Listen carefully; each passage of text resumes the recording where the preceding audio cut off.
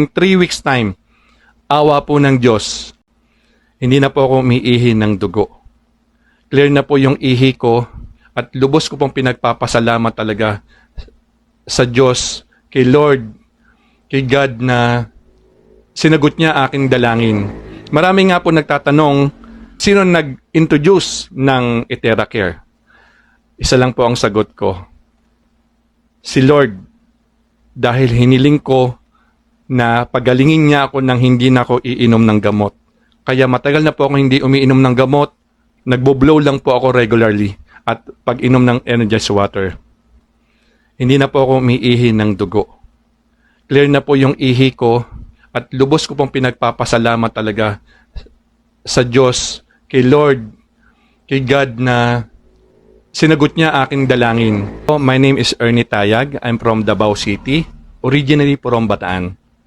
Ang aking health concern po or health problem ay meron po akong prostate enlargement.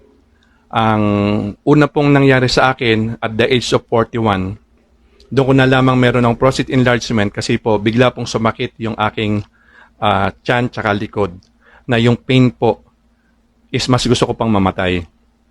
So, nagpa-check up po ako. Ngayon po I'm 53.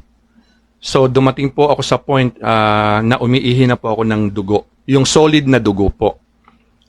Pag umihi po ako, hindi po siya malaglag not unless pindutin ko po yung dulo para malaglag po yung dugo. Ganun po ka-solid yung iniihi ko. So dumating na din po ako sa point na sa kakainom ko ng gamot, sobrang sakit na po ng aking tiyan at nagpo-produce po na maraming sipon. Kaya sabi ko, nagdasal ako. Sabi ko, Lord, paano ba ako gagaling nang hindi na iinom ng gamot? Kasi pagod na po ako uminom ng gamot at masakit na po talaga ang aking katawan. So, nakita ko po ang EtheraCare sa isang group chat na may mga prostate po. So, tinandaan ko lang po yung EtheraCare. Tapos ni-research ko na, then nakita po namin. Magaganda po lahat ng testimonies. Kaya po ginawan po namin ng paraan, especially na aking asawa, na magkaroon kami. Nag-therapy po kami for 3 weeks. Yung 3 weeks po na yon, 10 minutes po dito sa may aking anus, sa may puson 10 minutes, then sa may likod 10 minutes. In 3 weeks time po, at the same time, inom ako ng energized water, hindi po talaga ako nagpapawala niyan. And in 3 weeks time, awa po ng Diyos, dahil hiniling ko na pagalingin niya ako nang hindi na ako iinom ng gamot. Kaya matagal na po ako hindi umiinom ng gamot at nagbo-blow lang po ako regularly at pag-inom ng energized water. Kaya sana po makatulong din po sa tulad ng case na meron ako. God bless po sa lahat. Maraming salamat po. Pagpalain po ang lahat. Thank you po. Got news na 8.15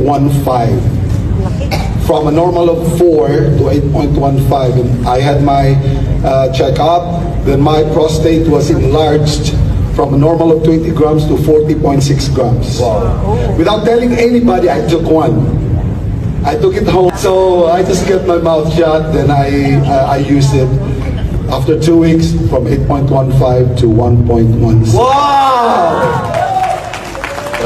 But I didn't believe it. Sabi ko, nagkataonan. So, we went to the parlor, then I went with her. Nakita ko yung hairdresser niya na napakalaki ng varicose. Sabi ko, why don't we try it? Ano yan, sir? Hindi ko alam eh, pero sige lang, try natin. After 3 minutes, the varicose was gone. Taon na, dagang kayo kung bati ito kanina kong prostate. Nakurot na lang ako ang tanang mga dahon-dahon o panglakga. Alang yun mo survive. Ako dito ko ang doktor, operahan. Operahanan di ko no, dili ko no ko mag-opera. Papaulion lang ko sa amo. Pagwato na lang.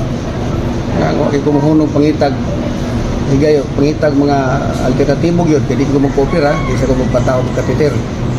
So, abot ang time nga magtuo na lang yun ang akong ihi. Kamot ito pagpanglaga ang mga kuhan hanto na siran po niya kong mga amigo nga kuhan ani EtheraCare. ni wa ko magduha-duha ni testing ko dayon para lang gyud tan-aw na ko kung sa gid magkakuan. Karon kay sa akong pag-treatment maayo man gid na akong feelings. Primero pa lang yung treatment nako na naman ko nabatian nga murag maayo gid kayo sa akong paminaw. Kumaw na nga kaning kamot dito nga makapalit ko aning masina. Isuy nako for 1 week, 2 weeks ana nag-ana mo improve. Karon mga 1 month kapin maayo na gyud kaloy sa Dios ang ako ang prostate. Maayo na akong pangihi, maayo na akong pagkalibang. So salamat gid kayo sa akong amigo nag-share nako og sa kini sa Tirakir nga mo ginakatabang nako dako kayo. Yung mga prostate nga gibati karon